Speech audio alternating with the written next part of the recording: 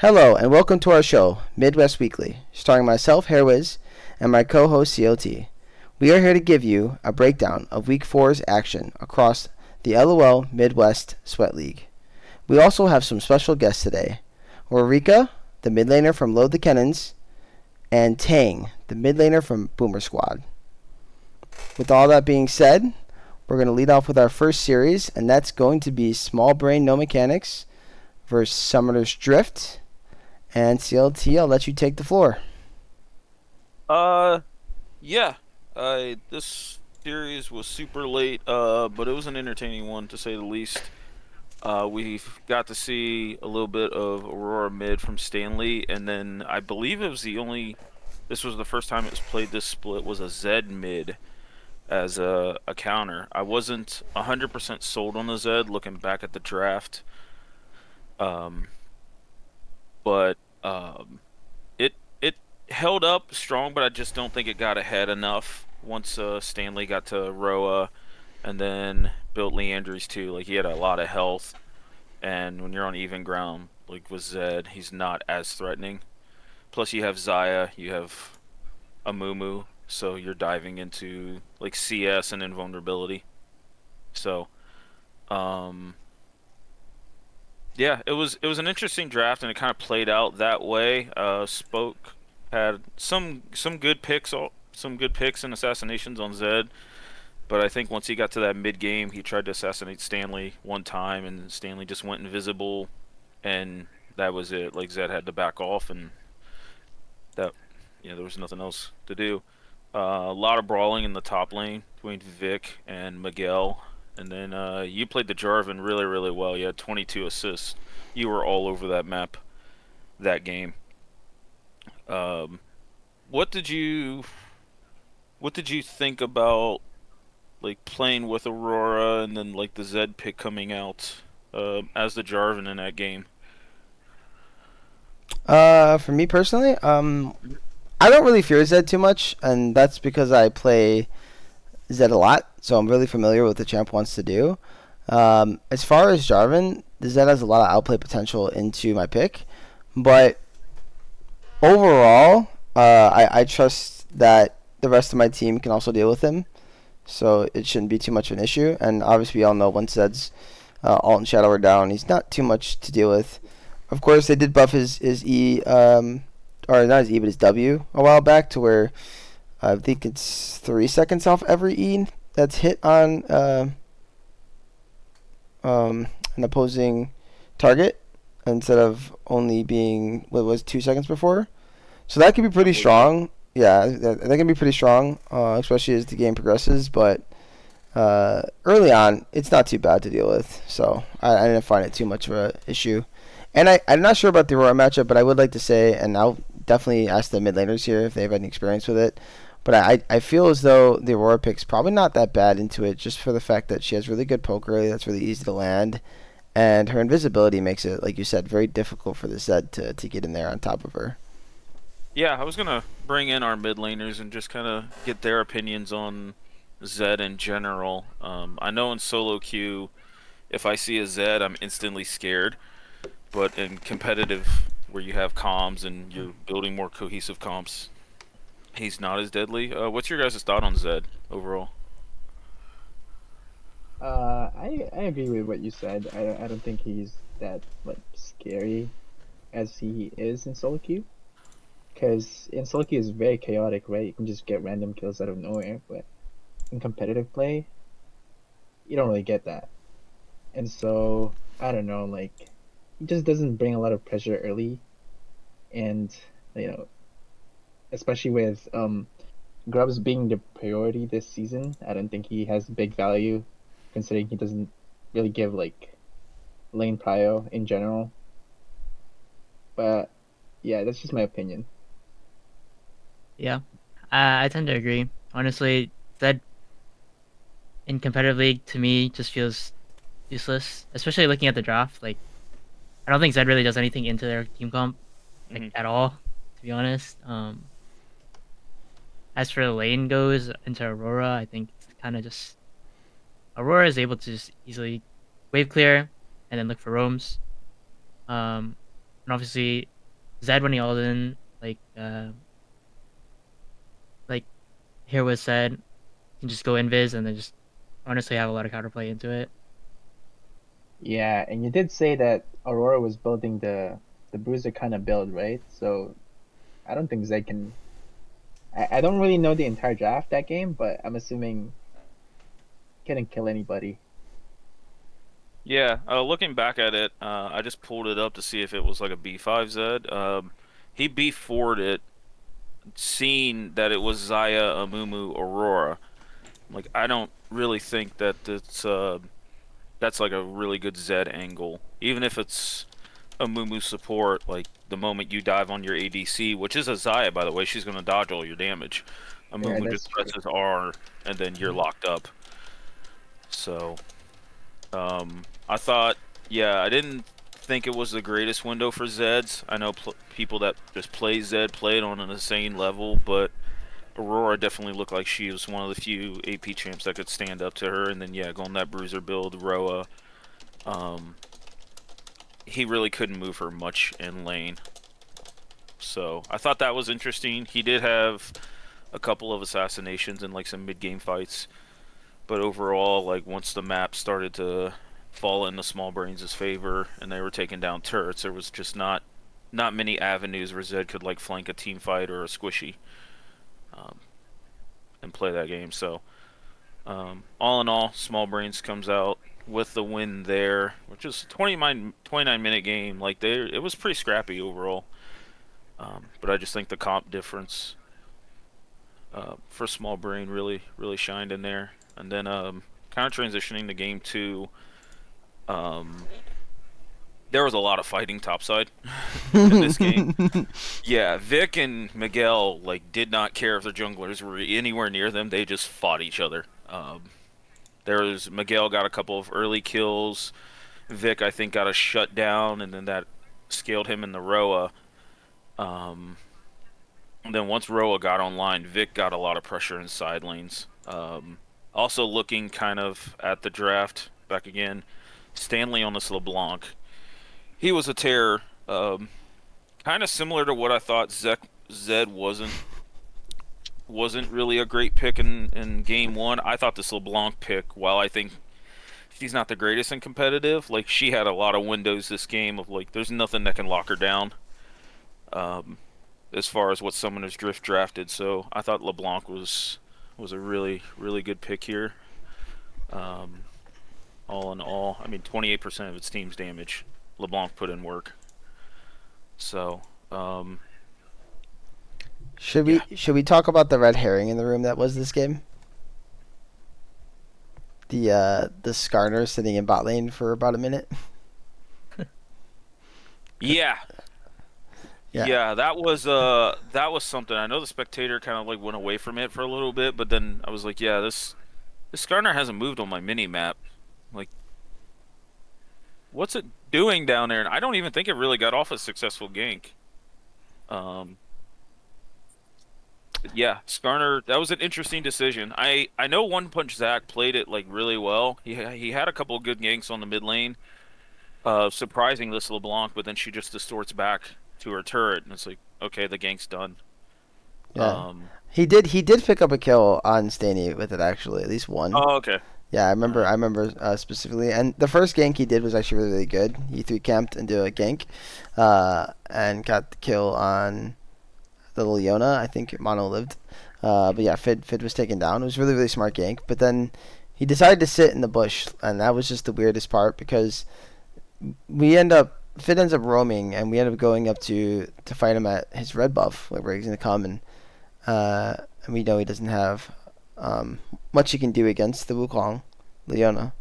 And then like we're sitting there for a while, and we're just waiting, and like he just never shows up, and then everyone's like, "Yo, I think he's hiding in the bush or something bot lane because we haven't seen him for a good minute." It was the most interesting thing I've experienced in a while, and One Punch Zach is a really good jungler, someone I respect highly. So I don't know if that was just because everyone was so exhausted, so we were just trying to find whatever we could find because it was a really late series, or something else was going on. Maybe he was called over for that type of play. But usually you definitely don't want to wait that long, especially in the early game when your camps mean so much. Yeah, yeah, he lost a lot of tempo for that. And I will say, like, watching this series, it was super late. You can definitely tell. I don't want to say it was like a sloppy series to watch by no regards. Like, there was still a lot of a great just play, but it was.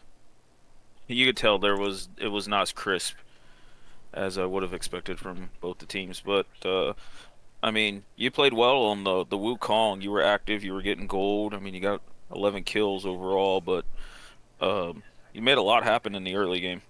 And then once Vic got scaled, he put up so much pressure in that bot lane push that you guys end up pushing it in for the win. 27-minute game.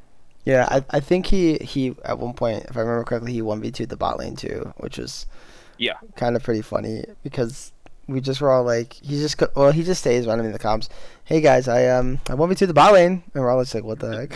What even just happened? yeah, volley bear things. Yeah, Also thought it was quite funny that it's volley bear versus Fiora, and neither one takes TP. They both take ignite, and there for about the first like 5 or 6 levels, you guys just left top lane alone. I'm like, well, okay. This is going to be a brawly top lane kind of weekend, I guess. yeah. Well, this brings up actually a really good thing I'd like to ask you guys, and we can just go ahead and start with Ririka on this question. What is our viewpoint on TP, especially in competitive? Because we did go a no TP comp in that second game. We had TP both on LeBlanc and Volibear. I didn't really favor it, but I was like, I guess if lanes get ahead, it's fine. So, what's your guys' opinions on this? And like I said, start with you, Ririka. Oh boy, I'm gonna be pretty biased. I always take TP no matter what. I just feel like, yeah, you get a kill early, but it's more like TP is more beneficial late game because you can just split push and then join a team fight. Whereas when you take like let's say ignite, goes or barrier or whatsoever, you can't really do that. You're stuck in one lane, and I feel like it works if you're playing a volatile matchup where you can get kills, right? But let's say you're playing against a tank, it doesn't really matter. Yeah. Me personally, I always take TP. I don't think there's ever a time I take Ignite mid lane anymore. Mainly because if you get solo killed in lane, obviously it sucks. But you have TP, and typically you're never gonna leave with if you get solo killed early, you're typically gonna have the other laner chunked, so you can always just TP, freeze the wave, and then basically gain an advantage that way. Mhm. Um, but it really helps out with the lane in general, and if you're good with your macro, you can always just look for plays around the map.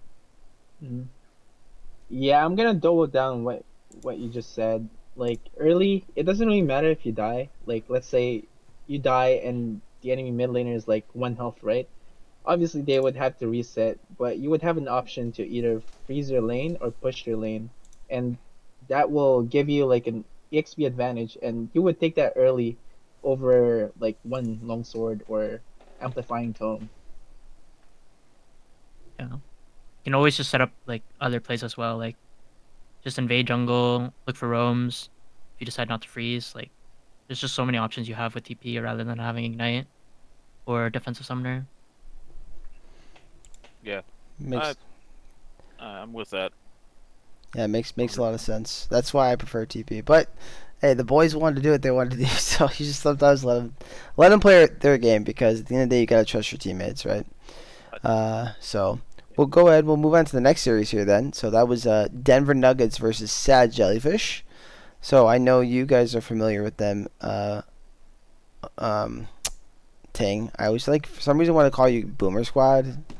I don't know why I wanted to do that. That's the team, guys. That's the team name, but it's just like I don't know why my brain it glitched for a second. But yes, you're a little familiar with them. Were you able to catch any bit of their series this week? Um, I don't think I caught this series. I watched a bit of your series actually. Going back on it, like I watched like probably one game. I did see the Zed pick, but I wasn't able to catch Sad Jellyfish's games. Okay, all right. Well, they did play a series and they did perform pretty well. As in game one, they were able to pick up a victory here on the back of a really dominating performance from Dippy. I mean, a 21 kill Yeah. game on the Croc is insane. So, CLT, what even happened in this first game, man?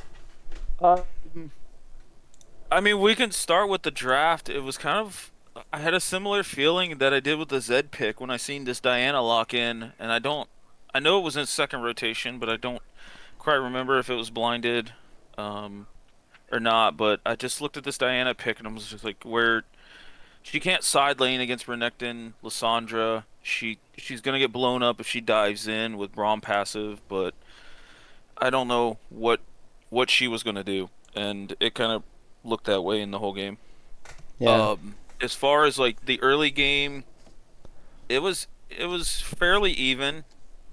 And I think once they got to level 6, there was not a failed dive, but there was a 2v2 top side where Dippy got a kill on the Camille, and then he just started to literally snowball this game. It was. I don't even think he was playing Renekton. He looked like he was playing Mundo. It was like they just couldn't kill him. Um, and every team fight, it seemed like he walked away with a double or a triple kill, and it just got worse and worse and worse. And he snowballed. Um, I'm sold that if they didn't finish the game, then he was going to sell that Doran's blade and just buy a whole completed item and be on 6 items at 21 minutes. Yeah, this turned into the Dippy show real fast. Salt on Lissandra looked really, really comfortable. I'm glad to see her getting played after her buffs, even though Riot said one patch was enough for her. And the bot lane scrapped really well. Jhin had a lead there for a little bit, but once the team comps started to like group together, Diana just could not make anything happen. I'm not really a great big fan of Diana mid. I just think there's a bunch of stuff that does that job better.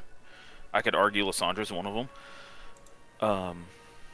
But just Diana has no real thing to offer.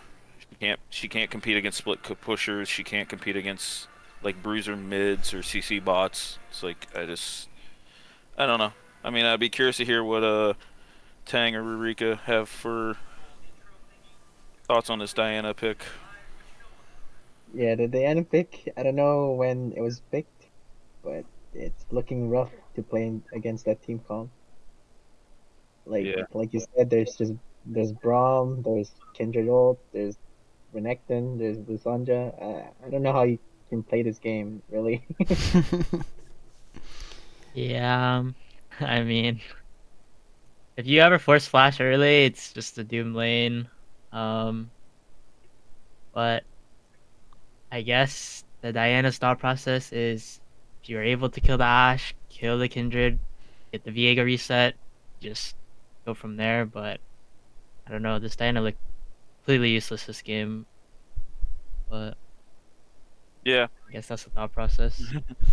Yeah. I mean, I could see the world where it's like Diana Viego just bum rush a carry, but if they don't kill Kindred immediately, she presses R and like the whole thought process is gone. So, but yeah, this quickly turned into the Dippy show.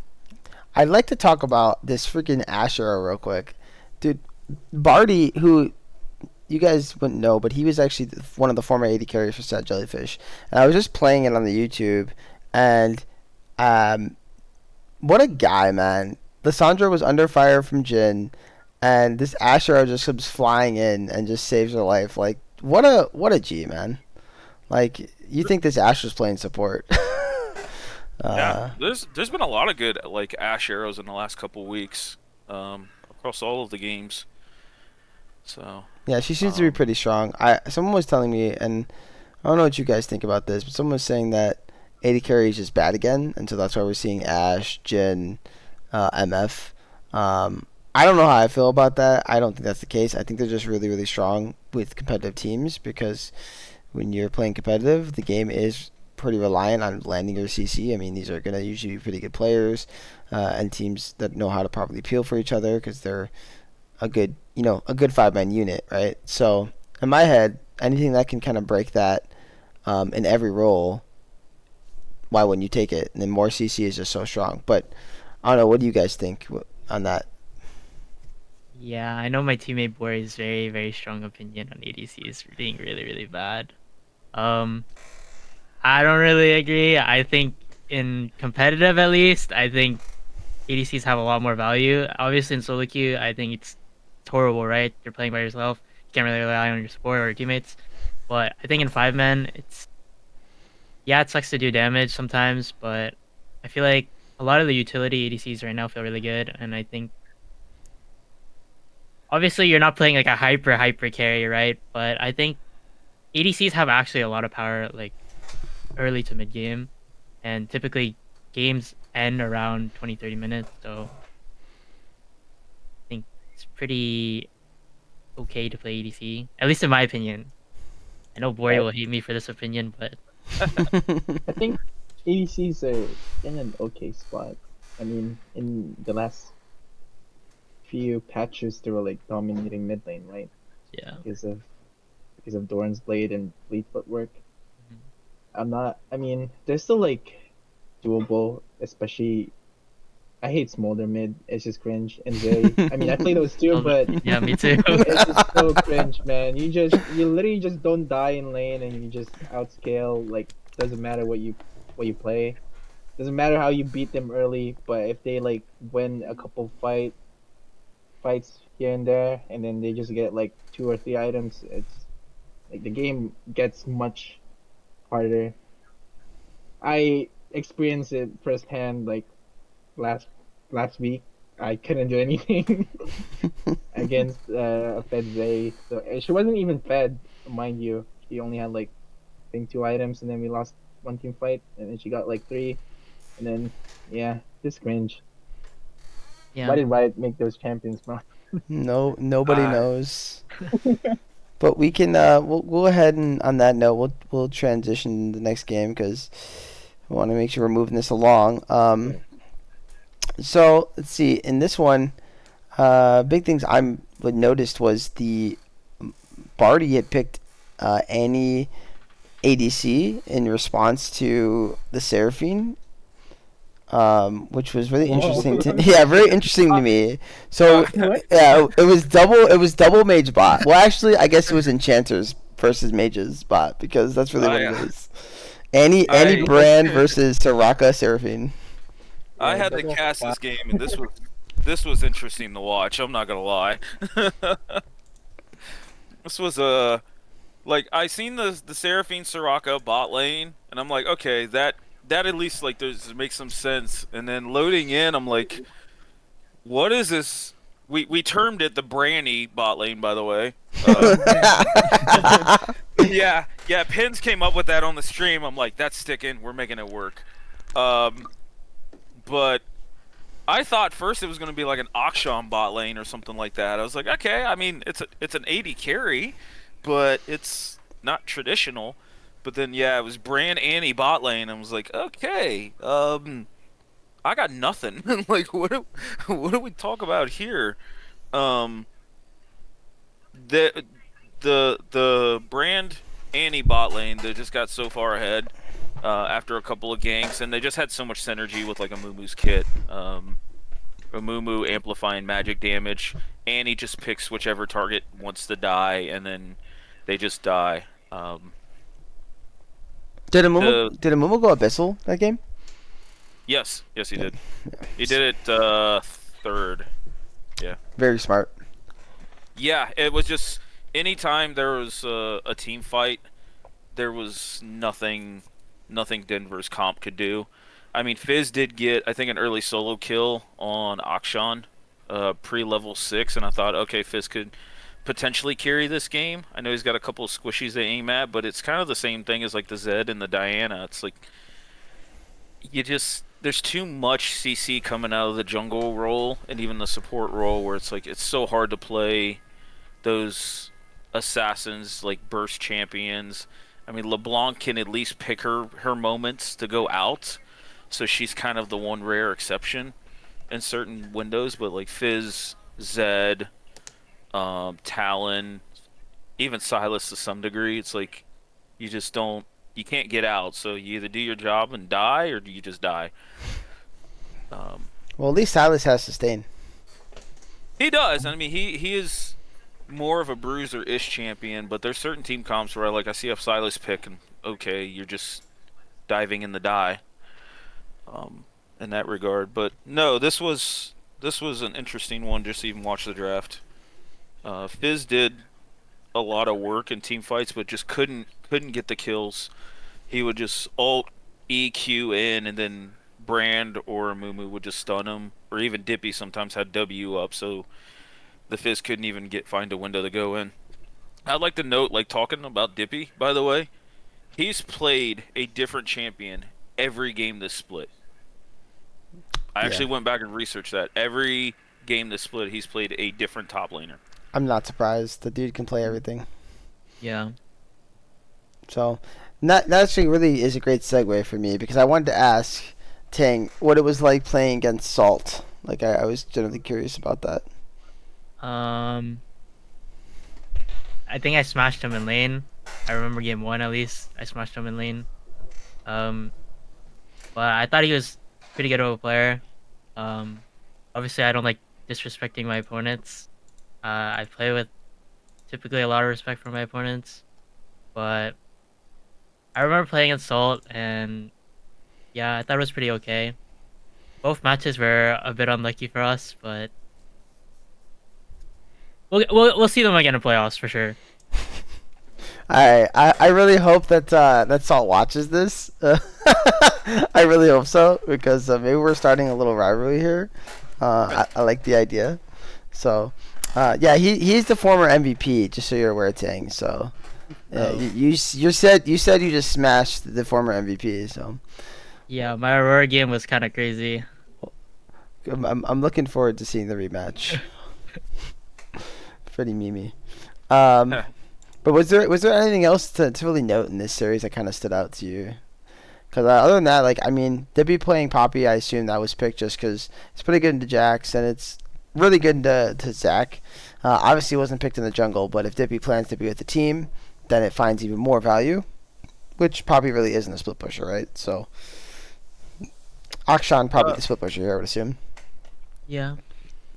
Yeah, well, they never really even tried the split push. It just was overall team fights because once Dippy got tanky enough, there was no consistent DPS in the form of an AD carry coming out. So yeah, they would not break through the first engage because you would blow Seraphine shields and Soraka ults, but then they would just step back out and then try it again and win those fights every time. And you can also complete your thoughts. Sorry, CLT kind of jumped in there. My bad. I'm sorry. Yeah, you're good. But I think honestly, on the side of Denver Nuggets, their draft actually isn't that bad. I obviously don't know what went wrong in this game, but I don't think you necessarily have to play the team fights. You can always just look for plays on side lanes against the Poppy even. Um, but obviously I don't know what went wrong in the game. So, but there's obviously a lot of targets for Fizz to blow up as a mid laner. But yeah, I guess bot lane just got camped or just got absolutely obliterated in lane, and it was just over from there. Yeah. From what I watched, it kind of felt that way actually. Bot lane was pretty rough. Mark Cutie had a really, really good series overall, but a really good game there. I feel like it kind of felt like he wanted redemption from what happened last week. They lost their first series in God knows how long. So they were definitely out playing, trying to show that they're still top dog around here. Mhm. Let's go ahead though. Let's move on from this series and let's get the last one of Group A, and that was Insane Banana Posse versus Scorch, which was the first series I casted, right? I can't remember. Yes, it was the first series I casted Sunday night. So that one was a very, very fun series. Game one, I just remember specifically this Nasus coming out and going, why is this happening again? And so before I even talk about anything in game one, let's just start with that. Let's start with that thing. Why in the world, why is this being picked against Hue? I would love a full, proper breakdown about this pick, Tang. To be honest, Nasus just out sustains, out pokes, way. Like, he doesn't actually kill you unless you just walk into his spells, obviously. But, like, once you 4 point in E, like, you outpoke the way, you just completely shut him out, and you just can't play the game. So would you say it's a counter pick then? Is that the new tech? I think it's a counter pick into obviously a lot of mages like Quay, Azir, E LeBlanc. Like I think Nasus is just overtuned with his E. Obviously he got nerfed this patch. Um, but you could just literally just shove out any laner and your E at 4 points auto kills the backline minion, so you just have free push and you can always just stack off the melees. Like you don't need that many stacks early on. You can always just stack up later into the game with camps, with side lane farm, and yeah. Then the Hui can't really do anything. I think this game maybe Nasus is a little harder to play. But I still think overall like if he can ever get to the backline, it's just doomed for the backline. And for clarity, Hui was actually first picked, B1, and then it was a Nasus response there. Yeah. Well, it's clear that Tem learned the tech from the previous week when he had to handle it himself playing the Hue. So I could be wrong, but it just kind of seems that way. It's so oddly happened back to back weeks, and the team that played it against it first happened to be picking it the next week. So yeah, but you started a trend here, I think, Tang. That's what it seems like. Surprised no one picked the Draven mid. Right. Ririka, are you planning on picking Draven mid soon? I'm not racist, man. No, I'm joking. I can't play Draven. I think the only EDCs I can play are the cringe ones like Zeri, Smolder, because they're not really like ADCs. And Ezreal, I guess. Use land skill shots or like point and click skills. Really not hard to play, but maybe against MTE I'll bust out the Draven. Okay, well, we're looking forward to seeing that then. Marika, I'll ask you because we saw it again this time, and I don't know if anyone had caught the first time they pulled this out, but they pulled out Shen again. Flame Dog pulled out Shen jungle again. What do you like? Obviously, you're not a jungler, but what do you think of the Shen? Because the first time we saw it, it was really really good. But here, against the Maokai in this specific game, it struggled a lot. Aside from the fact that it had a crazy 5-man taunt to start the game. Just going to point that out. That was a crazy start to that game. But, which led to 4 kills for the side of my brain, Insane Banana Posse. So, yeah, what's your opinion of that? I've actually seen this Shen build before. Because I had a teammate back in a tournament who did the same thing. It's really good if you have carries to play around, but I don't know, man. It just takes one wither for Ashe to like not to not play the game at all, you know. So I don't know, like, and Urga was so behind, and Gwen is just so fed. Like he has nothing to play for. But in general, I think Shen isn't that bad. It's just weird seeing it, but I think you would have to have a main carry to play around. That's just my opinion. But in this case, I'm pretty sure Urgot loses to Gwen, and Wei also gets outpushed by there's really no one to play around, and you can't carry by yourself as a Shen when you're building utility build. Yeah. I think that's pretty fair. Yeah, and you know the sad thing is too with this first game, and I remember I kind of forgot until now was they did have War Initiate AFK under the turret, like he just his mouse died like middle of like the early lane phase, and so after they get this nice lead to start the game, the Gwen now just gets a free kill, and mind you the Urgot's coming back after he got his kill during that invade with a long sword, so like. Even if he loses the matchup, you think, okay, well, this will sway the early matchup. It was just really, really unfortunate. So that was like the big takeaways, I think, in that early part of the game. But CLT, did you have anything in particular that was really something that stood out to you in that game?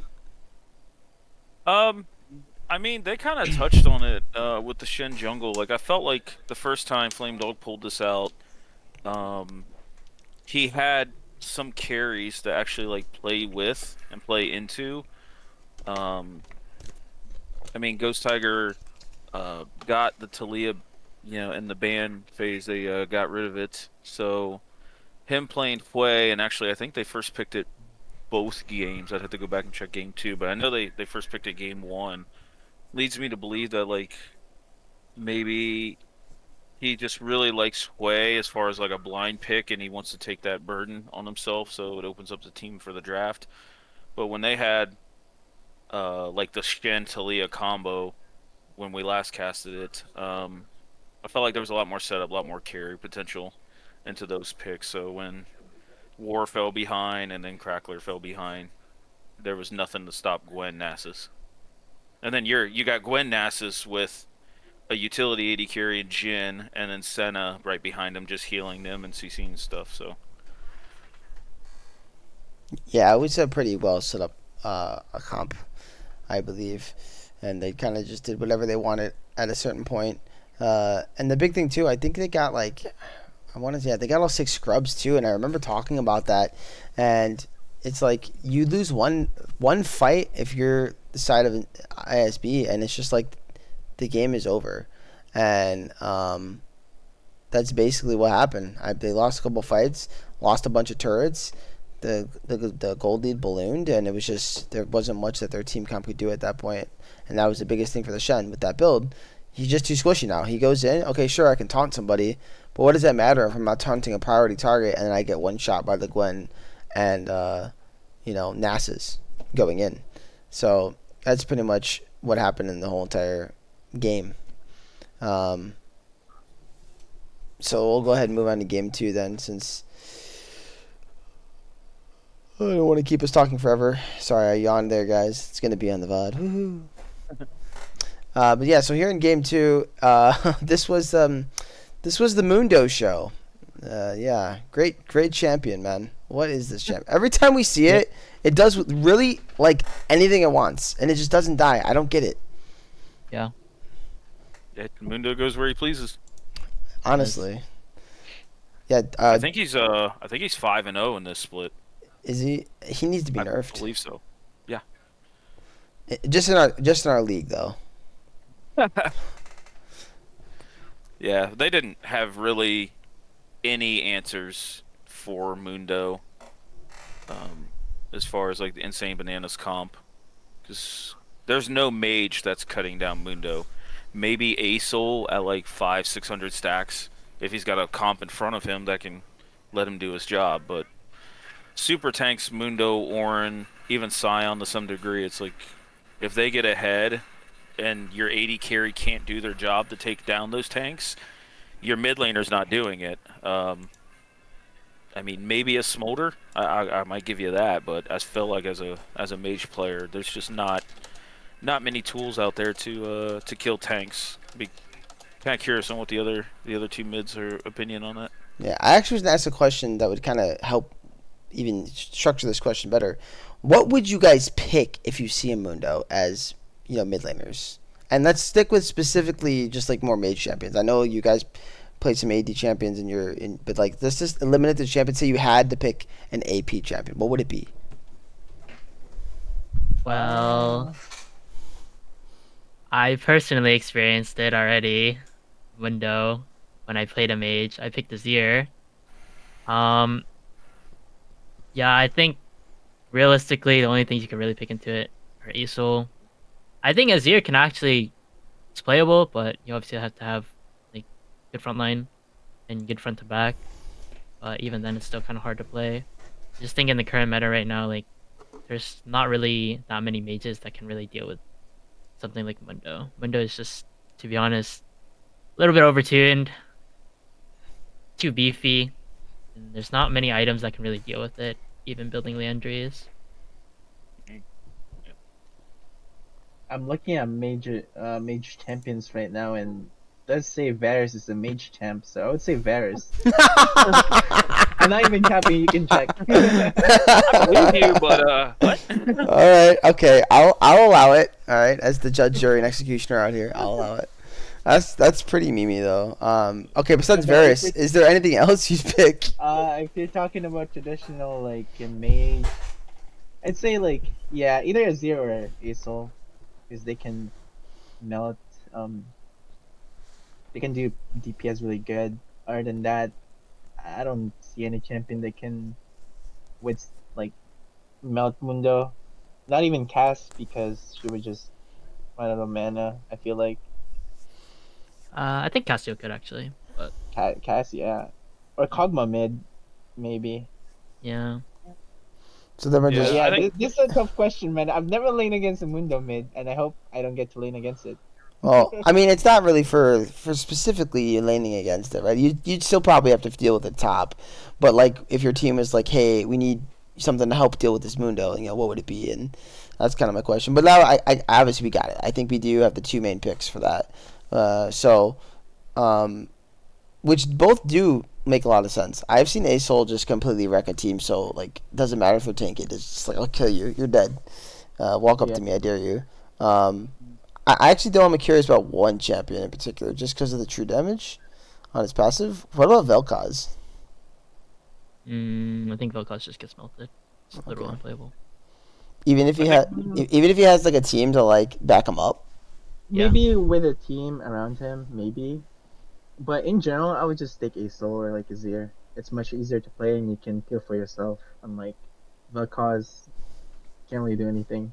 Yeah. At least Aesol, you can fly away. Azir, you can dash away. Vel'Koz, you can't do anything, man. Yeah, I can drop my Yeah. CC, but it's immune to Mundo if his stuff is up. So Yeah. Maybe Brand. How's Brand? Brand mid. I can see Brand at least being able to stand his ground a little bit. Yeah. I think he would play the role of like a Cassio just a little bit better, where he could kite back with like Rylai's and be able to pump a couple passive procs to melt Mundo. Yeah. fair enough. So then basically what we're saying, guys, for everybody at home, that's your 80 carry job. So if your 80 carry can't kill him, I guess GG. And that's basically what happened in this game because I think they might have even killed Mundo a couple times. I know like he died once early, but like after he started to become ridiculously strong. But I think it was just more of him walking into the whole team not carrying and just tanking Yeah. everything. So Classic Mundo gameplay. yes. Yeah. Another thing I like to note in this series, Rusty getting his Amumu, he was absolutely just like going off on the pick.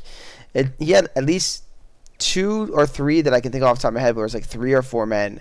Curse of the Sad Mommies, like they were just so freaking good, and that set his team up tremendously well. We're seeing a lot of priority on the Mumu continuously here. It has been very strong.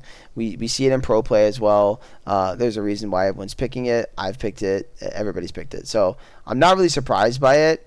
But it's also it's not like the strongest in the early game, and it has a decent amount of counters. So I'm interested why we're not really seeing it get punished as much. But I guess that could be based around the team play where you can't just do whatever you want. I can't just walk into the enemy jungle just for fun. This isn't solo queue. As far as the team play goes, though, I've seen a lot of invades through bot lane this week. I don't know if either of your teams do a lot of those types of things, but what do we think about those? Like go through bot lane invade and walk up towards that. This is specifically on blue side to clarify, and then we walk up towards that tri bush, but like hugging the wall. What do we think about that invade strat?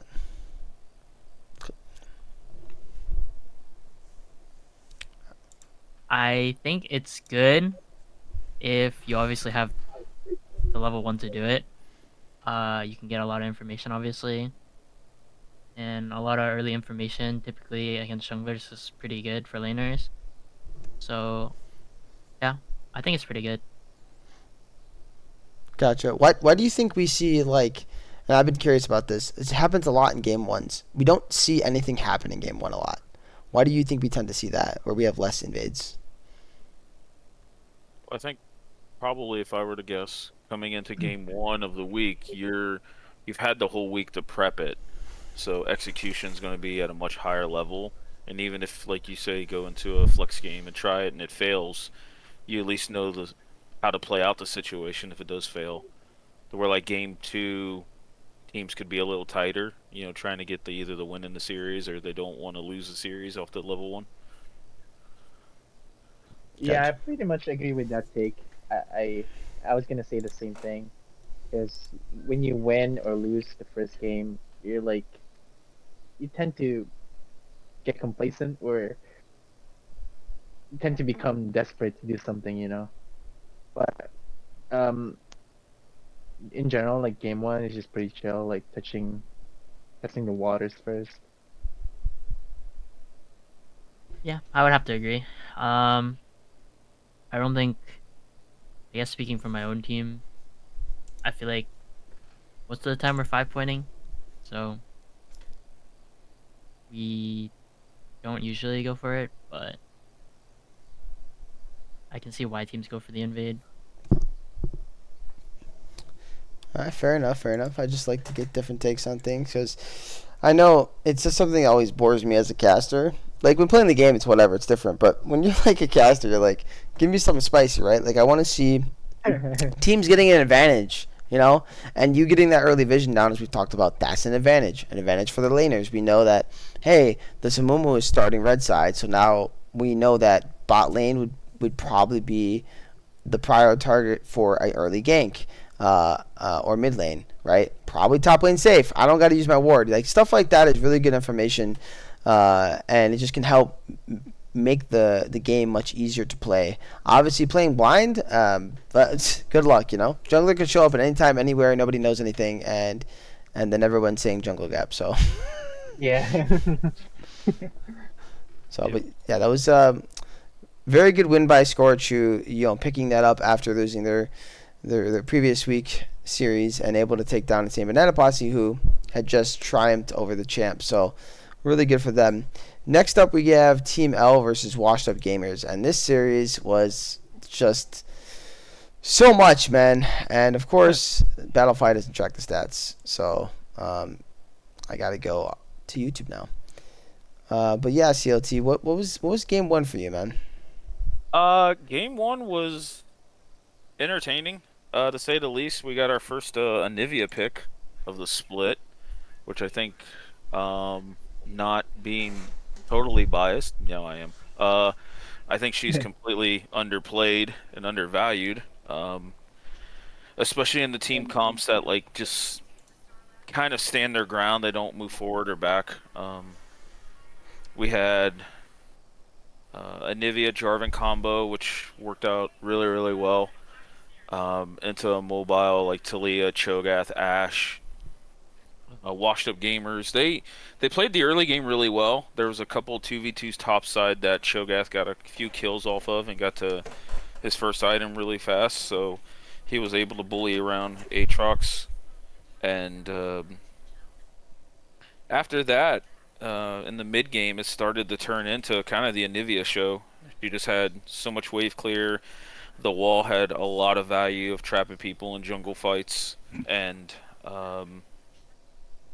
even they just could not get to her. I know Mumu is like really solid engage, but you're trying to engage into Anivia, Aatrox, Jarvan, and then you even got Kaisa Karma in the background. That it's just it was just really, really hard to do. So Team L played really well. Definitely looked like they've played or practiced this Anivia pick. I don't know if this is just something they have in the back pocket or if their mid laner plays it quite a bit. But it definitely looked proficient on the champion. Um, Kind of want to bring in our two guests to get their opinions, if they even like have experienced or even tried playing Anivia a little bit, what they think of the pick overall.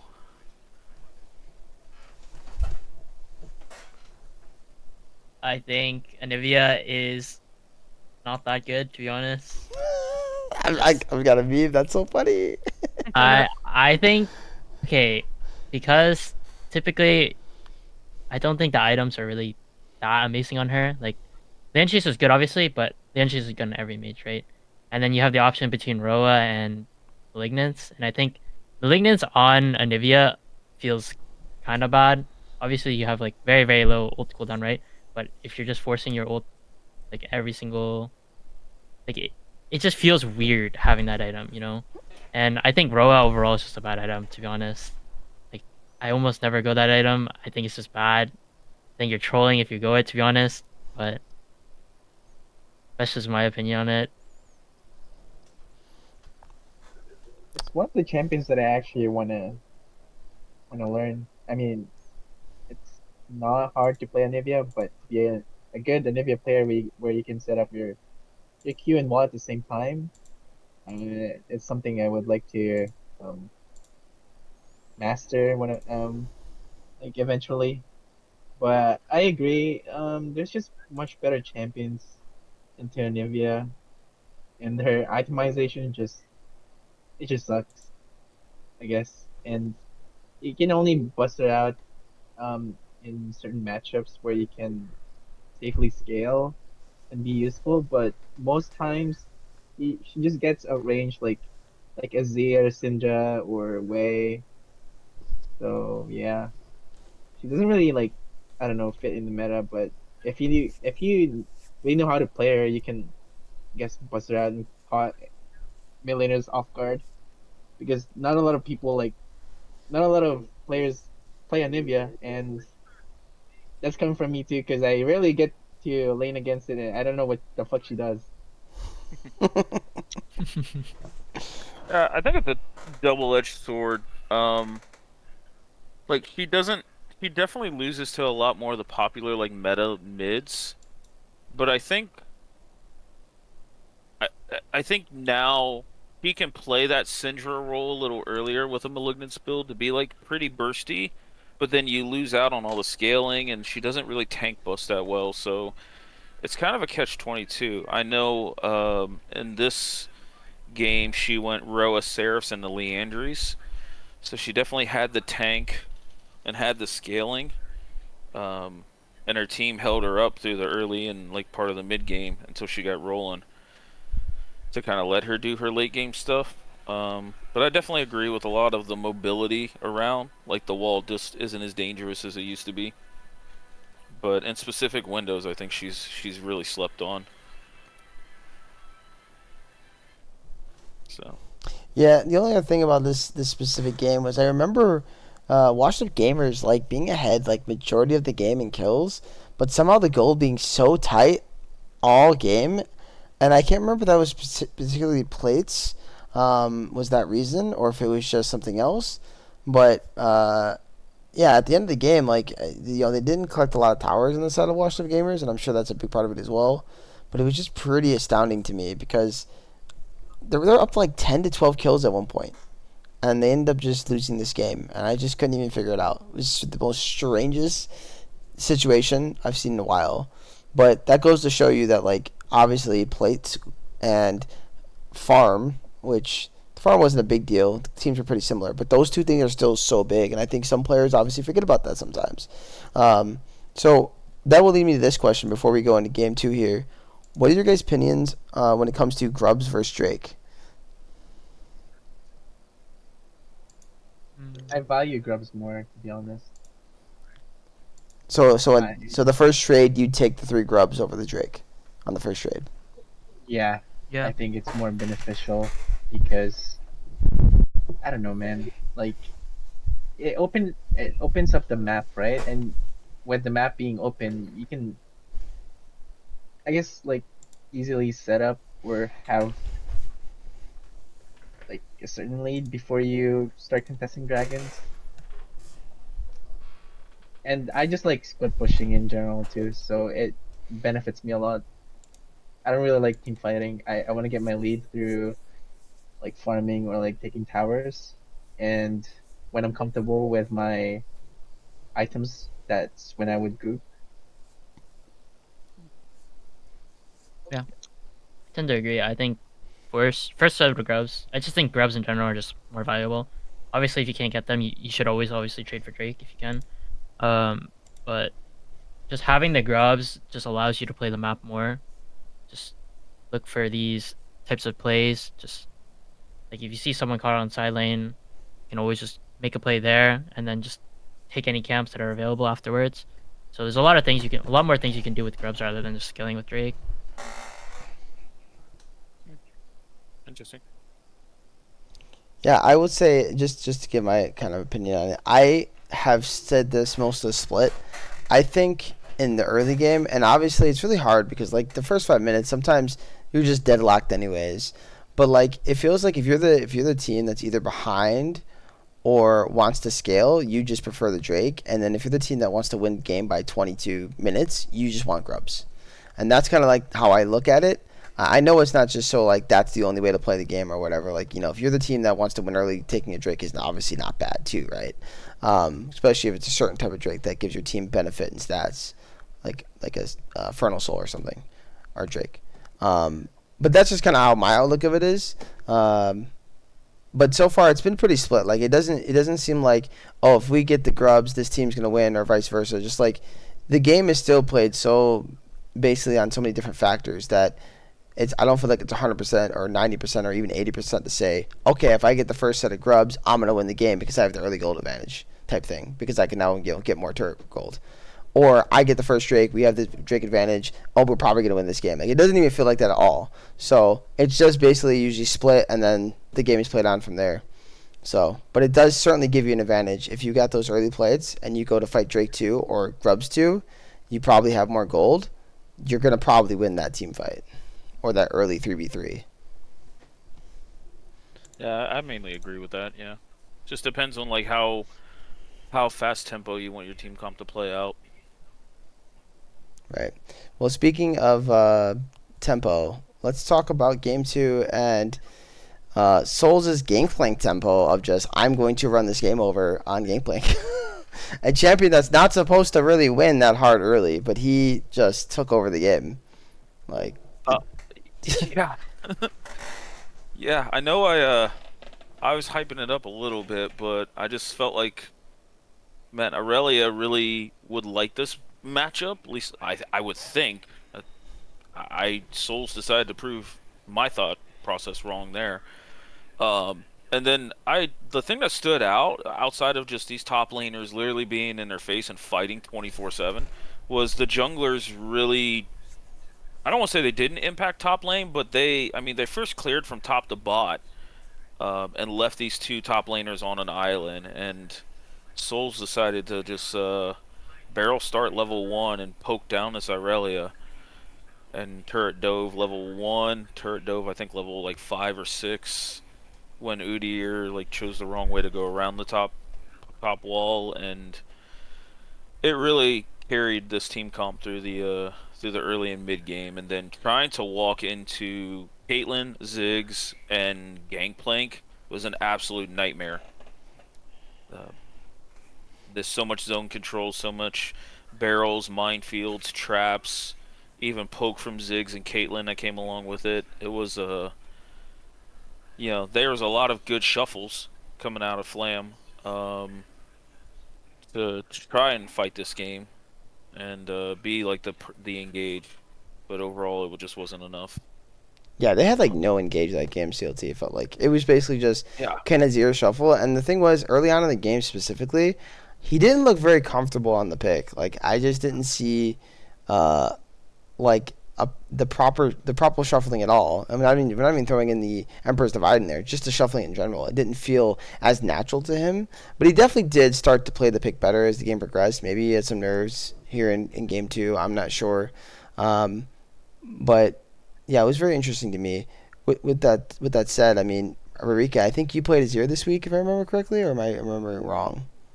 Yeah, I did play Azir Yeah. game 1. So how do you feel about Azir as a champion right now? I'm not a big fan of Azir, but I just thought like he's okay. I just thought I only picked him because I thought my team would need like a disengage and um playmaking potential, because that's what the team comp was lacking. But if we had a tank or an engaged champion, I would probably not pick Azir. Yeah. So it kind of feels like the same thing he did here then. He probably felt like his team needed certain like disengage or maybe even engage, and then it didn't work out. So, Mhm. would I feel because I mean, and you know Zema, so that's also why I'm very strong on Yeah. the strong feeling on the champion. If you're not very comfortable with it, or if it's not something you have high mastery of, it loses a lot of value. I think as a champion, Yeah. especially in like competitive play, man, you need to know how to pull it off because we see, and this goes into pro play for a second here. We saw Faker at Worlds last year, right? And you see how high value the champion can bring, and him making huge plays that just completely turns these games. That's what you Mhm. want when you're playing the champion. And so Yeah. if that's not something you're comfortable on, then you're gonna just lose so much value, in my personal opinion. And it kind of seems like they're leading in that direction too, if I'm hearing you correctly. Um, Mhm. but yeah, it was something that was the big thing from the Zier pick here, and the fact that they lacked engage.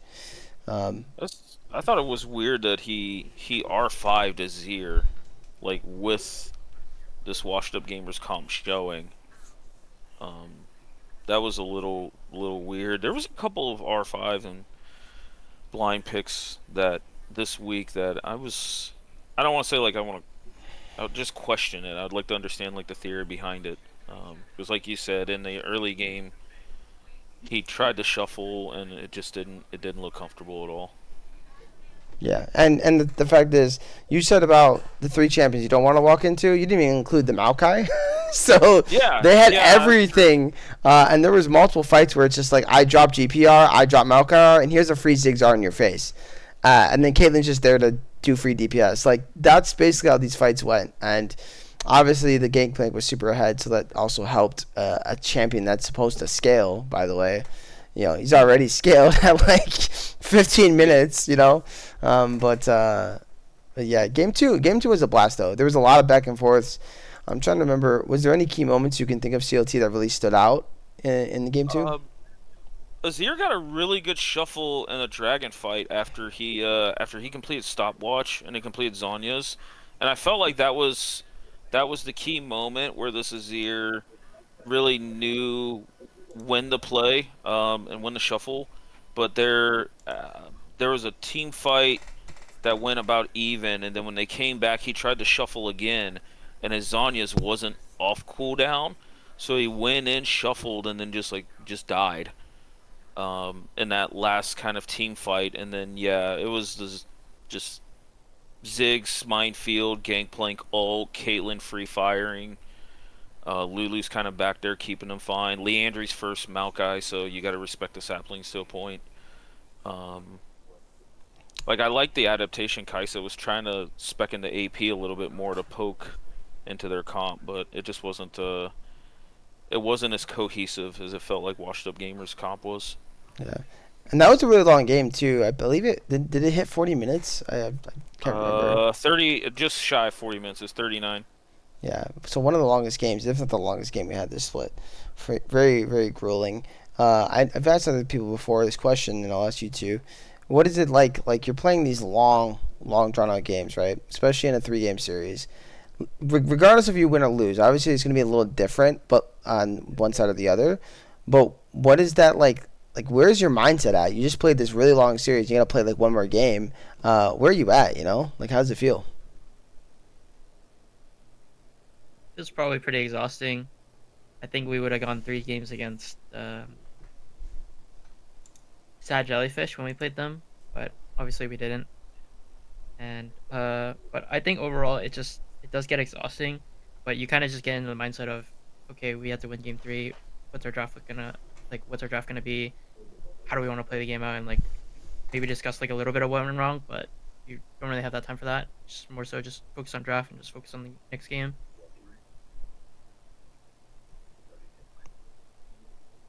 How about you, Ririka?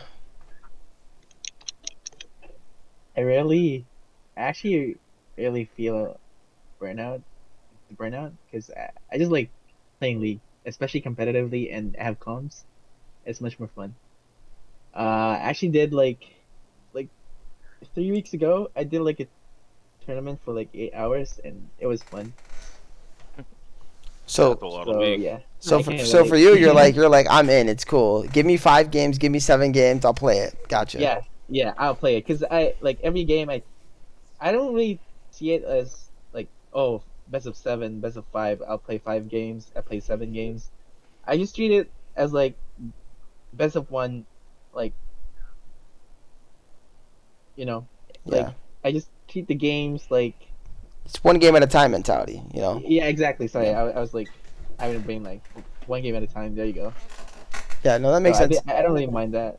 Yeah, and that's a good mentality to have because at the end of the day, we all know as players, like from one game to the next can be completely different. And just Mhm. because you had a bad game, let's say your opposing mid laner, he destroyed you, right? You just got wrecked 1v1 really hard. Well, you'll have a game 2, right? Or you'll have a game 3, and then you go and you do the opposite to him. So it's just like there's so many different things that go into it. So I definitely agree on that. But even said, I mean, uh, even if you're not tired, I'm sure your teammates are, right? If you're going through Yeah, games, that's so true. you That know, literally happened to me. The one that you were talking about, where like I think there was this game I played Yone and I got shit on against Mulder. Like he got really like giga fed, yeah, and then I remember that one. Yep, yeah, yep. I went like 0-5, I think. Like I was so useless, and then I just told my team, okay, like let's just treat the next game as like a reset. Don't think about the score and stuff, and we were able to win the series at the end of the day. Yeah, very good. Well, speaking of winning the series and going to the final game here, Team L does end up winning it in Game 3. And Game 3 saw the big one for me was seeing this Scion again from Nullframe. It's just something that every time he's played this champion, he is just unstoppable, and he completely took over this game, along as well as Hoppus, who just could not stop landing blitzcrank hooks. This guy was like a hook magnet. Anywhere that Vayne went, the Vayne was like on target, and it was just like one of those like Call of Duty memes, target acquired, and he landed it every time, you know. Yeah. So what do you think of Game 3 CLT? Game 3, yeah, null frame on this Scion. He picked it early in the draft and just kind of challenged Washed Up to do something about it. I thought on paper like the Gragas top would have been able to do like something around it. Because when he charges up Q, it's easy for Gragas to just throw like a Q body slam combo into it. But no, no frame was just way too tanky, way too early in this game, and Washed Up just had nothing to answer it. I mean, the Vayne, if you get to that point, can do something, but like you said, Hoppus on this Blitzcrank made sure this Vayne was not going to get out of control, and nothing challenged null frame. Oh. Yeah, there was also an unfortunate thing in the end of this series. Smalls actually had to leave, and so that means that Makamoose, that is his name, Makamoose, pretty hilarious to me. Um, he had to come in and fill in the end of the series. So I do feel like that probably threw washed up gamers off a little bit. But as I said on stream, if anyone watched it, it can be an advantage and a disadvantage for both sides, because of course now Team L doesn't have the same ample time to really look over an op.gg they would during the week and have a game plan. So that was pretty unfortunate, not seeing that played out to the end. But overall, he did okay on the Yone, but you always will wonder what it would have been like if Smalls was playing in this game. Because in the end, Team L was able to take it over, and maybe not, maybe it wasn't as much revolved around mid as we did talk about bot and top, but it definitely seemed to have some sort of impact. So, hate to see a series end that way. Yeah, Felon on this Amumu, he attacked mid quite a bit. I don't know if it was just opportunities or if they talked about it going in the draft of this mid laner's a sub, we should attack him. But overall, yeah, it just ended up getting out of control very fast for Washed Up, and they just couldn't do nothing about the Scion. Yeah. Well, let's move on to the next series. We have Ririka's series now, so he gets to have some conversation about his series. I don't know if he wants to talk much about it, but we're gonna make him. Sure. So that was Big Back Laners versus Load the Kennens for clarification, and we'll let you, Ririka, tell us a little bit about what happened here in Game 1. In game 1, I don't know, man. I I wasn't even paying attention, and then when I pressed tab, I saw Ash had like 14 kills out of nowhere. I was like, what the hell is going on? Because I was just playing PvE against Yone in mid lane. I was just AFK farming, doing trades and stuff. And I pressed tab, and yeah, it was really hard.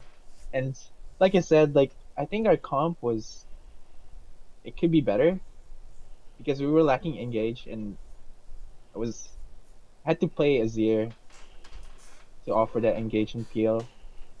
But yeah, I don't know. I'm not really like proficient in that champion, but I just thought that it's what my team needed. It's not like I did the worst Azir gameplay, but I could definitely um do more on the other champions. You know what I mean? Well, in hindsight, is there something maybe if you could go back and do it over again that you would maybe pick instead? Like if you could kind of look over things, because considering that you had AP jungle and you had Zeri, which we all know does a bit of hybrid damage, could you have maybe gone a bruiser mid possibly because you were into a Yone? Like, is there? I was I was thinking Silas, but there's just it's gonna be hard to play for like it's gonna be hard to play Silas in that game. I feel like, but yeah, I was like I asked my top laner if he could play Malphite into whatchamacallit, Fiora, because it's really good, right? You just press E when she goes in, but apparently he doesn't play Malphite, so I'm not like trying to put the blame on him, but obviously like that played a lot. Like that was a big factor why I picked Azir because we were lacking engage. Yeah, and if he doesn't feel comfortable on it either, right? You don't want to put him on something uncomfortable. So Exactly. Exactly. it just seems like that was then a little unfortunate for you guys. I mean, how you guys drafted, it just kind of turned out that way. Uh, I'll ask you, Tang. Was there something maybe if you were on this side in his situation, was there something you would have picked instead? Um, I think Silas looks fine here, to be honest. But uh, I wanted to ask, did you go grasses here by chance? Yeah, I actually did. I went like Yeah. the tank build because I saw like 4 380s, Mhm. and I just thought that I would be able to have scaled them, but it didn't really happen because Ash was giga fed. There was no scaling. Yeah, that makes sense. And Honestly, honestly, I didn't know that Yon is gonna be that passive. If I had known, I could have built AP. I think honestly, I'm sure you guys don't want to hear it, but I think this is a Nasus angle. To be honest, That single, really? Actually, yeah, yeah, I can see it. I can see it, man. I think it's actually a pretty good Just Nasus winner angle. Zeri, and then you easy pickings. Yeah, You guys are but crazy, man. maybe a Oriana as well. Oriana works pretty well, in my Oh opinion. yeah, that's actually a good pick too, because she has engaged potential and I disengage. think I think she's low key slept on after the buffs. Yeah, Yeah. I think actually Oriana, since you brought her up, she synergizes really well here with both Tom I Kench and Gwen. actually you're right, and Yep. I just win lane too as free Yep. into Yone. Yeah. But see, this is what good reviewing is. Even though this is totally not a time for your review, but look, we just made you better players. See, we helped you. Look. True. I actually just played Nasus mid last week for the first time, and it's pretty good. Like I I just press E and I can match wave clear and I can just side lane. Well, don't don't get used to that because he's getting hit next patch for that. Oh Yeah. really? They're touching He his just got feet? hit. Yeah. Yeah, RIP. yeah. Initial damage and is going down, and then the damage per second's going down just a little bit Wait, too. isn't the patch today, or is it gonna Yeah. be in the next 2 weeks? The patch is today. Oh, Oh, But in RIP. my opinion, it's big, but I don't. There's definitely a different way you can play the Nasus because obviously, as I watch a lot of LCK, obviously, and I know sometimes they go 2 points at the E and then just start maxing Q. So like maybe that could be a viable option as well. But Yeah, uh, that's what I did I'm not gonna reveal mostly. too much because like don't want to give away too many picks. Hey But man, you can I DM me if anything. it's pretty good to open up the entire champion pool. Yeah. yeah. Yeah. I I mean, actually low key think it's like after these nerfs, it's like maybe Faded Ashes first back on Nasus, then you just Q max. Yeah. Because it's just gonna help with the minion damage a little bit more. Yeah, and I feel you on hiding champions, man. I have some I Yeah, have stuff always cooked up, you know. The Like tech. Lucian jungle. Don't worry, I'm bringing it out next game. No, and all funny jokes though. There was a season I was playing Lucian jungle and it was working. It was a couple years ago. It was hilarious. I don't know why it worked, but it did, and I was I clapping kids. So I'll still low key say that Karthus mid is actually viable, there it just is. in Yeah, the right windows. yeah. Here's It's the actually my big question though for Rika before we go to game two. What's it like playing against this 80 carry, low the man? Because this dude, it just he just kills everybody. He kills everything, dude. Like 117 kills this split is absurd, by the way. So what was that like? Yeah, he's just printing kills, man. I actually don't know. Like I just pressed tab and oh my god, what the fuck? This guy has 14 kills, 15 kills, like out of nowhere. I think in this game specifically, he got two triples and a quadra, maybe, or maybe it was one triple and a quadra. But like, yeah, he just Yeah. it didn't matter. He was just killing everything, and it's even more absurd when it's Ash. Like, it's not something like, oh, dude's playing, you know, There yeah, yeah. Zeri or Jinx or something that's just gonna pop off, and Uh-huh. it's Ash, and he's still doing work. So I'm very impressed with the guy's play. I will say that, but um, it is pretty interesting to see. So, because I would have never have thought somebody after I think they played 3 series, maybe 4, and you've already got 100 plus kills. It's just nuts. And I think Yeah, he's literally. Sorry, go ahead. no, you go ahead. Go ahead. Yeah, he's literally the backbone of his team. I feel like.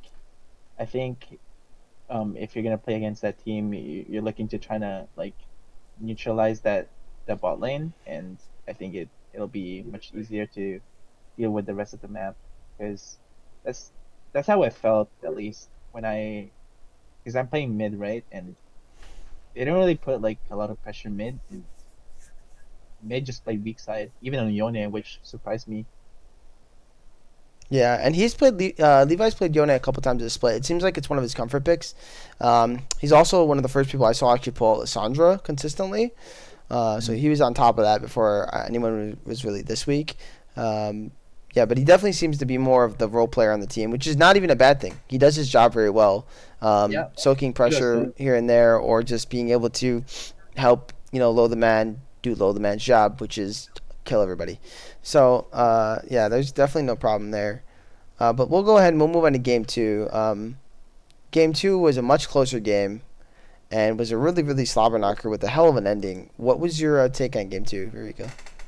Oh, I'll be transparent. I was kind of like tilted. I really get tilted, but in that moment I got tilted because if you remember the last team fight, I killed Ornn bot lane, right? Right? If you remember. So it was 4v5. I kept telling my teammates, not I'm not blaming them right now. I'm just being transparent, okay? I was telling my teammates, okay guys, we can Baron and then we can end. Baron, reset and end, okay? And then okay, our Maokai for some reason burned his ult in the mid lane when nobody was nearby. So that's another engage that we just lost, right? And then I kept saying, guys, let's just do Baron. It's 4v5. Ornn is still dead in like 20, 25, 30 seconds, right? And then they just kept going like back, like they were just dancing in the river, not actually doing the Baron. When I said that I should be the only one zoning the enemy team, you know what I mean? Right. But everybody was zoning with me, and Ornn just respawned, and we just lost the team fight, and then Zay got a penta, and then they ended the game. Yeah, Like, he revealed the penta for you guys.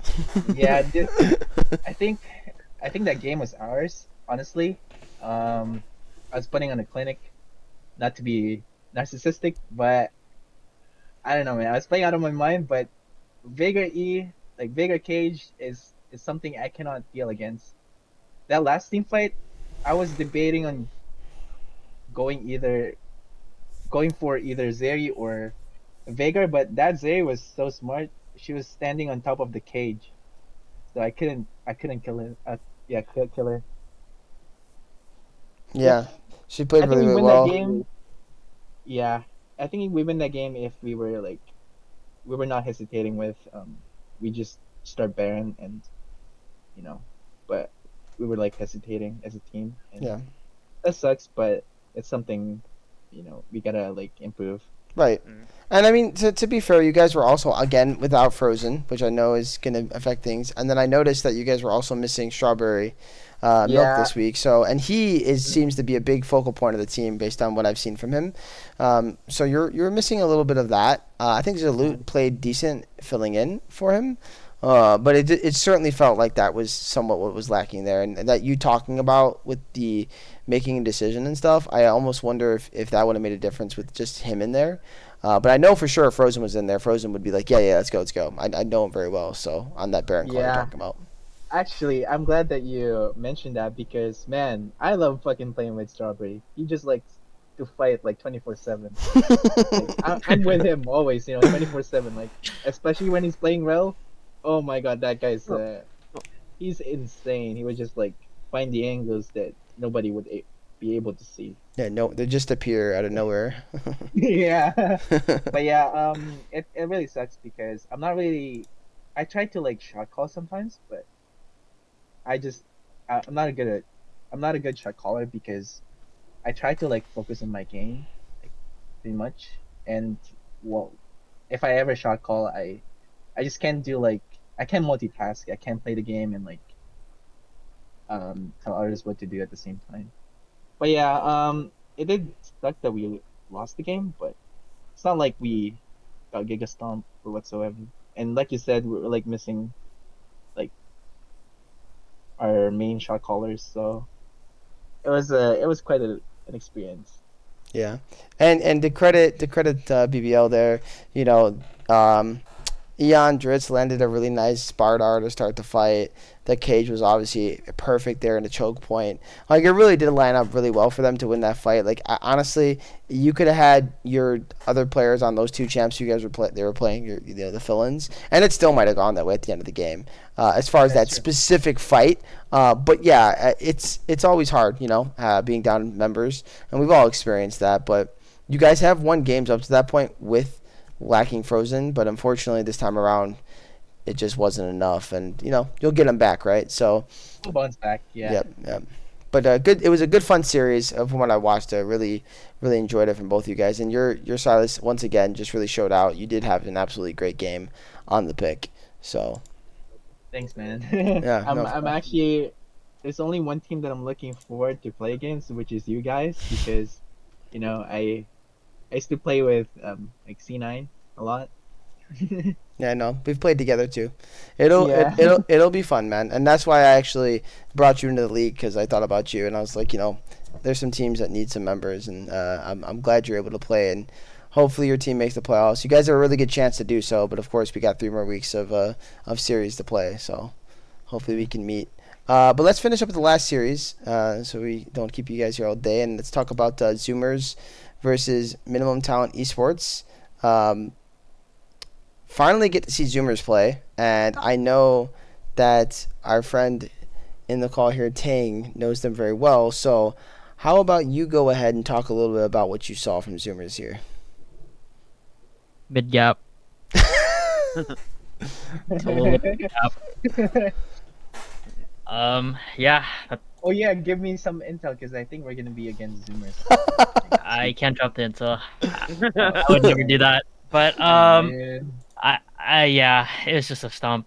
This is a solo lane gap. Like there's nothing you can really say, and obviously Zoomers is still playing with a sub because Standby wasn't able to play this week. And so Fortunate, but clarify for everybody, where does Standby, what is his role? he would play jungle. Okay, so Sinkhart was subbing for them. Yeah, I wasn't really familiar. I didn't cast the series, so but okay, gotcha. Yeah, and it seemed when we were watching, I love the fact that we have a strawberry milk and a strawberry tea in our league. That's just hilarious. It sucks that they're not both playing either both AD carry or both support because it'd be great. But now to see them match up is going to be awesome. Trying to call them like, oh, strawberry tea. I mean milk. I mean, who is this guy? I'm just going to call them milk and tea. It's like washed up when they have smoles and souls. Yeah, for real. Like, It gets my. complicated. But yeah, no, his Aurelia here after Pact was really, really good. I saw a lot of clean plays, multiple solo kills mid. He certainly was taking off on the pick. And we're seeing Bard here too again. So we don't see a lot of Bard. But it's a great opportunity now to talk a little bit about the pick because I love Bard personally. Obviously, you both are mid laners once again, so your insight on it will only be so far. I don't know if you deal with ever go down there and play some AD carry and play with it, but what's your guys' opinion on the pick?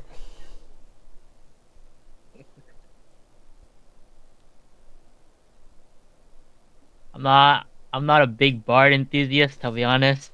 Obviously, when I solo queue, I play support, so um, I'm typically more of an engaged support player, like Nautilus or Leona, like Braum. But yeah, I'm not the biggest fan of Bard because you have to have a really high mastery of the champ.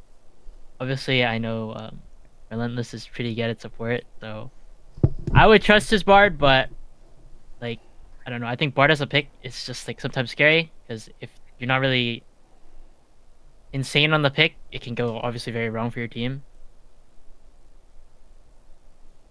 Just my opinion on it.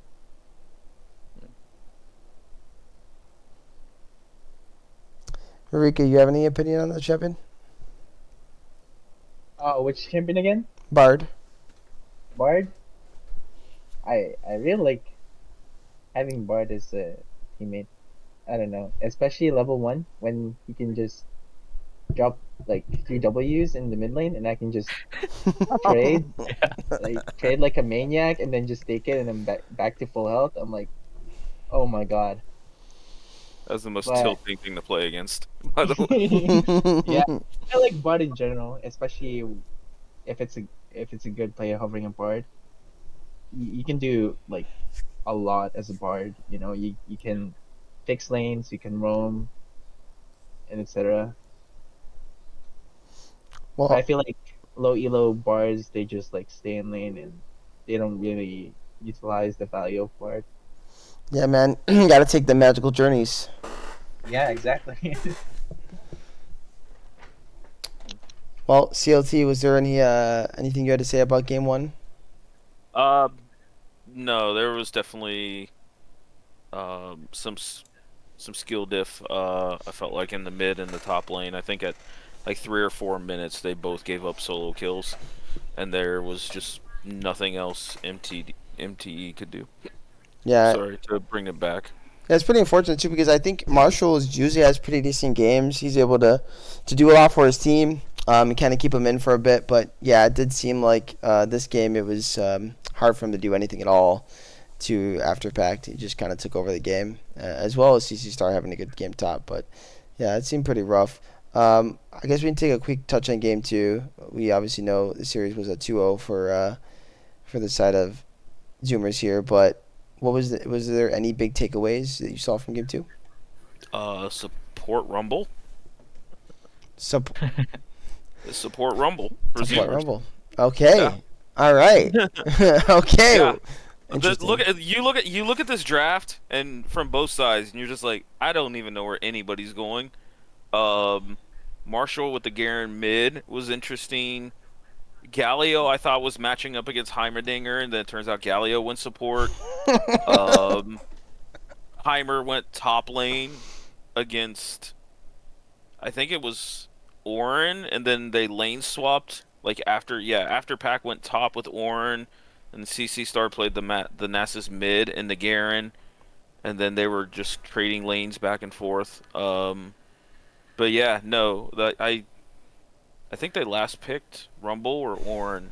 It's just like I don't know where these champions are going. It ended up being Rumble support, which he just kept just flame awning everybody. He Yeah. got ahead and just did so much damage. I think he had a full Mashai's or was really close to it at the end of the game. Jeez Louise, what an interesting draft. And yeah, I'm looking at it. That's absurd, man. What the Yeah. world? I'm gonna assume we're not gonna see this draft from them again. This crazy. Now I'm not for sure. I mean, Tang would know, but it just feels like this is no way that they do this stuff again. They look comfortable on it. I mean, All right, Tang, what do you have to say about this? They're a bunch of chefs. They're cooking in the kitchen for real. You didn't anticipate this, is what you're saying? Honestly, I'm not surprised by it. That was gonna be my question. Like, are you surprised? Okay, so they definitely got some spicy stuff. I will say I've seen a lot of spicy support picks and a lot of just like spicy picks in general at random times, but it's like never in like jungle. By the way, jungle is like the most boring role ever. Like, why is nobody playing anything fun, man? Except for Shen. Shen was the exception, but compared to every other role, I've seen some crazy stuff already. Um, so yeah, a very interesting draft, and it seems the game ended pretty quickly. What was the final game time on this? 22. minutes. 22 minutes. Okay, so Yeah. yeah, it was pretty quick. Overall series was probably less than an hour, I assume, based on the games. Then, huh? Yeah, they were both sub 25-minute games, so Yeah. it was a very quick series. But Zoomers looked tough. Um, they looked cohesive. So I don't know if that's just them, as he put it, cooking a little bit, or if there's actually like this is something they would bust out to throw other teams off. But I know they got a game week 5 coming up against Load the Kennens, yeah. So Ririka may have to figure out how to play against Orin mid or whatnot. Well, that's a great quick transition. And you guys, I will say this. We're pretty much at the end of the episode here, but you're welcome to stay as long as you guys like. We're just gonna touch on a few more things real fast. Nothing that's gonna take too long. But that transition was me about to bring up next week's games, and I usually like to ask the guests personally, especially because you guys are usually playing. But is there a series besides your own that you're looking forward to maybe watching for next week? I'm a small brain no mechanics fan, so I always watch your games. Other than that, I don't really know other players other than Big B and Zach. One Punch Zach. Mhm. I don't watch their team. Oh darn! Well, I hope they don't take that to heart. My bad. uh, Um, Obviously for me, it's gonna be Zoomers. Like there are other half, so typically I will watch their games. But other than that, like maybe I'll do a bit of scouting here and there to see like obviously next week's opponents after this week. So I'll always like tune in a bit to see like what kind of drafts they do. Obviously not too much gameplay stuff, but um, I think that's mostly because I'm relatively confident in my team and what our capabilities are. So yeah, that's fair enough. I mean, you guys definitely have a very good team together there. So, like I've told Warrior already, I'm looking forward to our matchup just because I've already talked to him. He's like a great guy. I've got to know you a little bit here now, and you seem like a really chill guy. You got a little bit of that, the ego and a little bit of the flame going on there. But hopefully it's all in good fun. You might have fun talking to my support then, because he likes to talk shit every time for fun. So you guys can go back and forth. But yeah, it should be a fun series when we play. So I'm looking forward to that. But obviously, my main focus right now is Sad Jellyfish. They knocked us out of the playoffs last week. So as much as I'd like to say there's a series I'm looking forward to watching, I'm looking forward to playing them because those guys. I've gotten to know them well too. They're a bunch of cool guys as well. But I really would like to take them down this time. And we've come close before. Last year it wasn't that close, but I still think we're capable of doing so. So I think that'll be for me. How about you, CLT? Anything in particular that's sticking out to you? I mean, the kind of the highlight one is obviously Small Brains versus Sad Jellyfish, top 2 teams in Group A. But then I think this team versus uh, Washed Up. I think that could sneaky be like a really good series. I think Washed Up showed a lot of poise this week. I know, unfortunately, Smoles could not play Game 3, but I liked a lot of what they showed into what I would consider like a little stiffer competition. So I think I know team's making a push to get one of those top 2 spots in Group B, but Group B could get really spicy if Washed Up or BBL start taking games off these top teams. But honestly, there's so many good matchups this week that'll answer a lot of questions. Yeah, absolutely. And the thing about Team too is they haven't played in 2 weeks because of the forfeit. So I am Oh certainly yeah. certainly looking forward to what they're going to put out. It's been a while for them. They might come out a little rusty in game one, and that could be, in some cases, could be your series if you lose it. So I am looking forward to watching them play for sure. Um, but last thing, I guess we'll be looking at the standings here, and I want to do a little fun, quick experiment, or not experiment, but just like a little. Rundown of what these bottom teams could do to make the playoffs, because we see the top four teams in both groups right now. Obviously, the top like 1-2 seeds are sitting in a pretty good spot, where they're pretty safe at the moment. But of course, 3 weeks can change everything. But then we're looking at these bottom seeds. You're seeing, for the most part, in Group A, it's looking a little rough, right? Summoner's Drift and Denver Nuggets are both winless. Denver's at 0-4, so I don't even know if they can still currently make the playoffs, but don't quote me. I think they have a chance actually still. Summoner's Drift, though, they are 0-3, and I did kind of break down theirs already earlier, and I saw they would have to get a little help from a team losing and then also just completely winning all three of their games.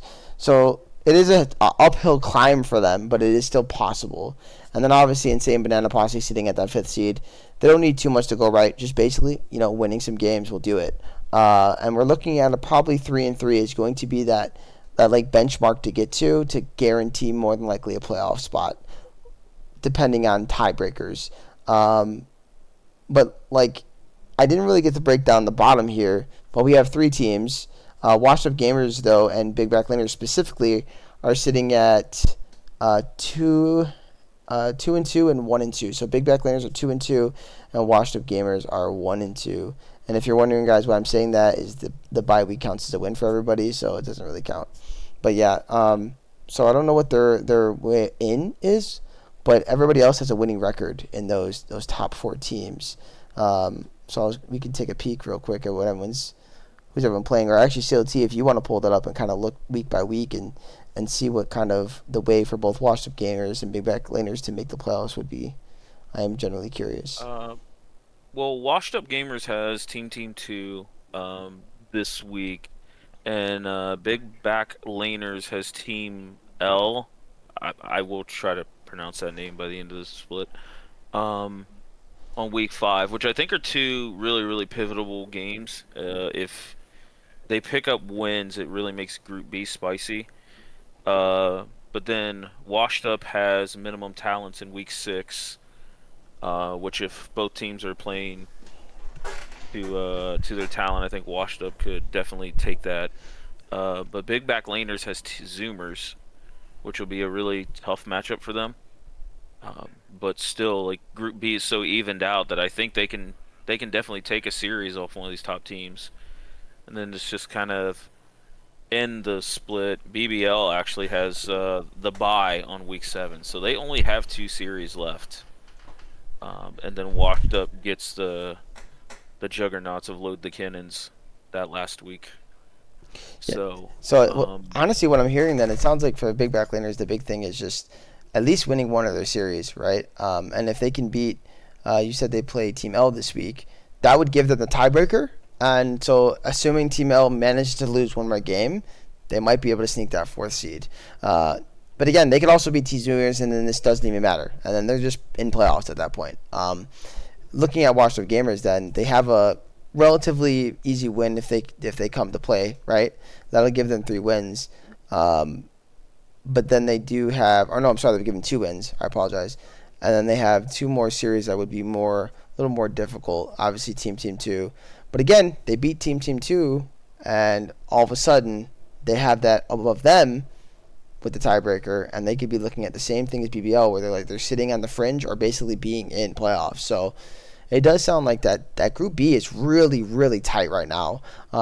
Group A is still tight too, don't get me wrong, but it's super tight in Group B. Any like small loss here or there can really be game changing for these teams moving forward. As far as Denver Nuggets and minimum talent esports, all I gotta say is just win your games, because at this point I think it's pretty much out of your hands if we were to go break it down fully. But don't give up, don't lose hope. You could always play spoiler, right?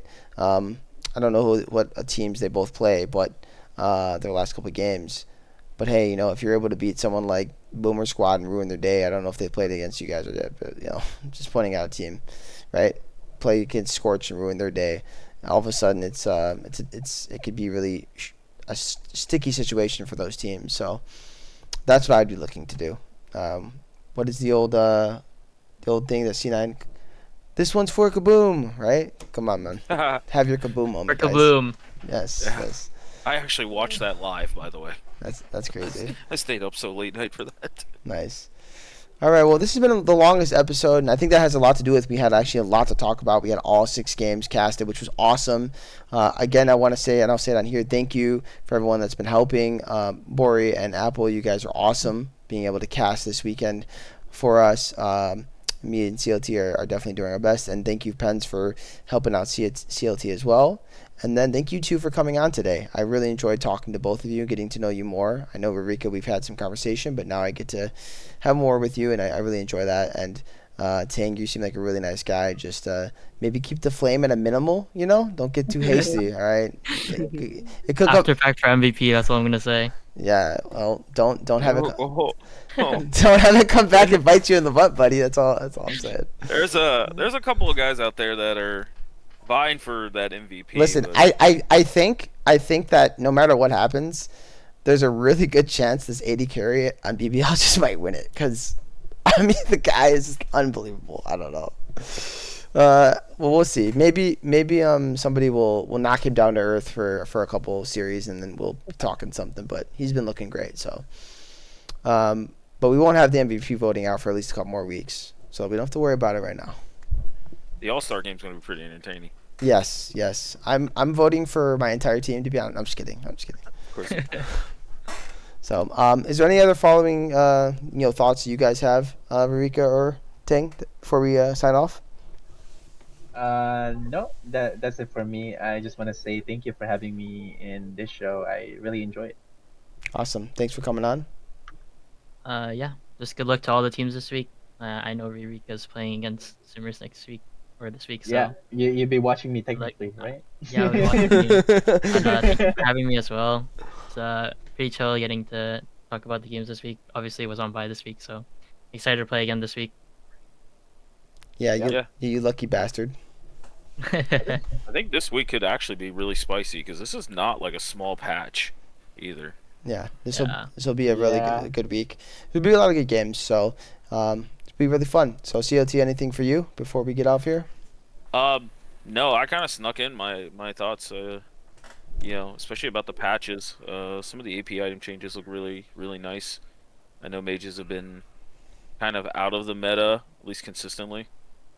So be curious to see who brings in that like first Syndra, Orianna, stuff like that. So I got you guys. Don't worry. I'm pulling them both out in the jungle.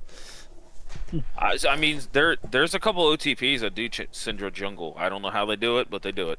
All right, I'll look it up. You hear that, Haku? I'm coming. I'm bringing it. All right, guys. Thank you all for coming on. Thanks for everyone who watches at home. Thanks for an awesome week, and we're looking forward to having another fantastic week here in week 5. So we will be signing off. GG, and everyone enjoy your week. Peace. Later. Bye.